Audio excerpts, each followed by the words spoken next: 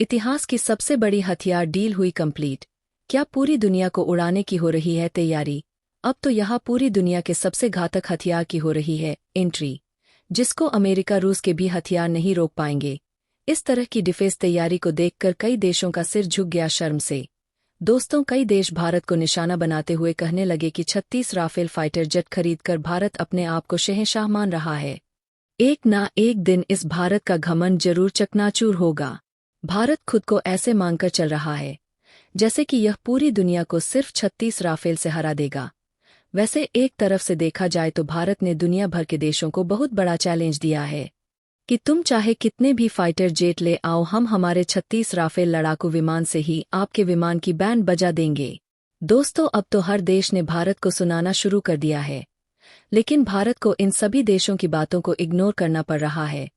15 साल हो चुके हैं, आज तक हम अपनी वायुसेना के लिए 114 फाइटर जेट वाली MRF डील को कंप्लीट ही नहीं कर पाए हैं। पता नहीं भारत करना क्या चाहता है। शायद इसके पीछे कोई बहुत बड़ा कारण है, इसलिए भारत ने इस डील को कंप्लीट नहीं किया हो, या फिर यह हो सकता है कि भारत इस डील को फाइनल करना ही नहीं चाहता हो। और भी बहुत सारे रीजन हैं, लेकिन मुद्दा यह नहीं है, बल्कि मुद्दा यह है कि भारत ने अभी तक 36 राफेल फाइटर जेट ही खरीदे हैं, और भारत इन्हीं 3 राफेल फाइटर जेट के बलबूते किसी भी जंग को जीतना चाहता है। जानते हैं पूरी अपडेट क्या है? तो वीडियो में अंत तक जरूर बने रहे, और वीडियो को एक लाइक करके हमारे चैनल को सब्सक्राइब भी जरूर कर ले। तो दोस्तों, आज यह खबर देखकर हमारे राष्ट्र के तमाम लोगों के लिए निराशजनक है। इसका रीजन यह है कि हमारा जो एक दुश्मन देश है, आज वह हमें बता रहा है कि राष्ट्र की सुरक्षा कैसे की जाती है। भले उसके पास पैसे नहीं है, बल्कि उसकी इकोनॉमी संकट में चल रही है, GDP ग्रोथ 0 हो चुकी है, देश में फाइनेंशियल क्राइसिस 70 पर को पार कर चुकी है। उसके बावजूद अपने देश और देशवासियों की सुरक्षा में कोई कसर नहीं छोड़ रहा है, और हम सिर्फ 36 राफेल फाइटर जेट खरीदकर अपने आप को शहंशाह मानकर चल रहे हैं। हमारे देश की मीडिया का घमंड उस लेवल पर है कि 36 राफेल से वह दुनिया जीतने का दावा करती है, लेकिन हकीकत यह है कि हमारे पायलट अपनी कुशलता के दम पर ताबूत उड़ाकर राष्ट्र की सुरक्षा कर रहे हैं। ऐसे लड़ाकू विमान जिन्हें 60 साल हो चुके हैं, उनसे भारत अपने देश की सुरक्षा कर रहा है। ऐसे जमाने में जब मोटरसाइकिल भी 5 से 6 साल नहीं चलती, हम इस फाइटर जेट जैसे क्रिटिकल टेक्नोलॉजी को इतने लंबे सालों तक घसीट रहे हैं, और इसका खामियाजा हमारे देश के बहादुर पायलट अपनी जान देकर चुका रहे हैं। लेकिन ऐसे में तुर्की जैसा एक देश है जो एग्जाम्पल बनना चाहिए भारत और भारत के नीति निर्धारकों के लिए। तो चलिए हम विस्तार से आपको यह खबर बताते हैं। दरअसल अब से करीबन 3 साल पहले 2021 में तुर्की ने कहा था कि हमारे पास दुनिया की सबसे बड़ी एक लड़ाकू विमान की फ्लीट है, यानी कि दुनिया में सबसे ज्यादा F-16 फाइटर जेट है। अमेरिका के पास उसके बाद नंबर 2 पर तुर्की आता है।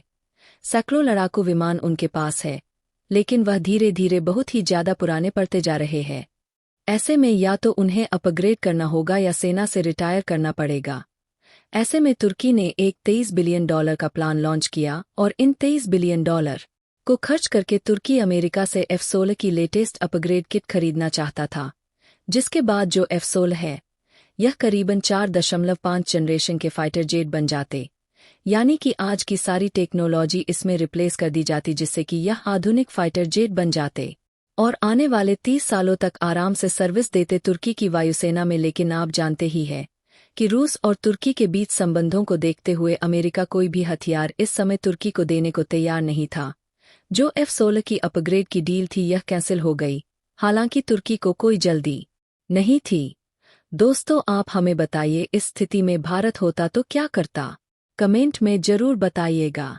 लेकिन तुर्की ने हार नहीं मानी, इन्होंने इस पर $30 बिलियन का सही यूज किया। सबसे पहले तो इन्होंने खुद का स्टेल्थ फाइटर एयरक्राफ्ट कॉन बनाने में अपना सारा पैसा, अपनी टेक्नोलॉजी लगा दी। जो अमेरिका से F-35 की कुछ टेक्नोलॉजी मिली थी उसका यूज किया, और खुद का कान फाइटर जेट तैयार कर लिया। लेकिन तुर्की को पता है कि कान इन्होंने बनाकर तैयार कर लिया है, उसे उड़ा भी लिया है, जो सफल हुआ है।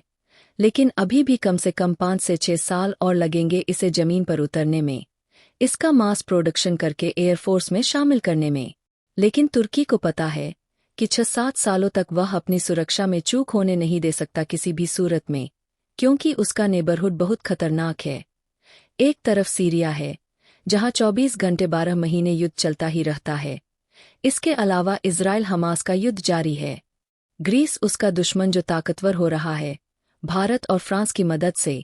इसीलिए तुर्की अपनी सुरक्षा को ढीला नहीं छोड़ना चाहता था, और ना ही उसने छोड़ा। दोस्तों, तुर्की जर्मनी और ब्रिटेन से बातचीत करना शुरू कर चुका है।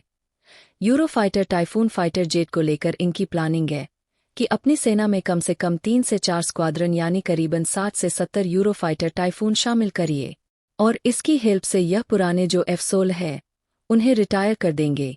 हालांकि अभी वह भी 4-5 साल चल सकते हैं, लेकिन यह रिस्क लेना नहीं चाहते। फाइटर टाइफून से इतना ही नहीं, तुर्की का तो यह भी मानना है कि वह जो खुद का कान फाइटर जेट तैयार कर चुका है, जो कि एक स्टेल्थ जेट है, इसे पेयर अप करेगा यूरोफाइटर टाइफून से, यानी कि दोनों को साथ में जोड़ी में उड़ाए, जिससे कि यह वर्ल्ड की बेस्ट और सबसे ज्यादा डेंजरस फाइटर जेट जोड़ी होगी, जो कि पूरी तुर्की के आस पड़ोस की देशों को रूल करेगी, उन्हें डोमिनेट करेगी। और इससे आप अंदाजा लगाइए कि तुर्की किस लेवल की प्लानिंग कर रहा है।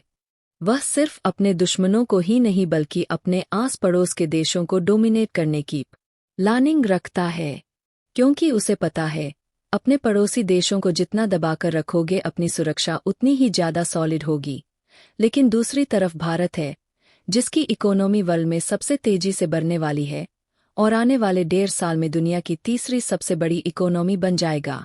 खजाना भी $650 बिलियन के पार है, लेकिन उसके बावजूद 15 साल हो चुके हैं, आज तक हम अपनी वायुसेना के लिए 114 फाइटर जेट वाली MRF डील को कंप्लीट ही नहीं कर पाए हैं। तो दोस्तों, इसके बारे में आपका क्या कहना है? कमेंट बॉक्स में हमें जरूर बताइएगा। धन्यवाद।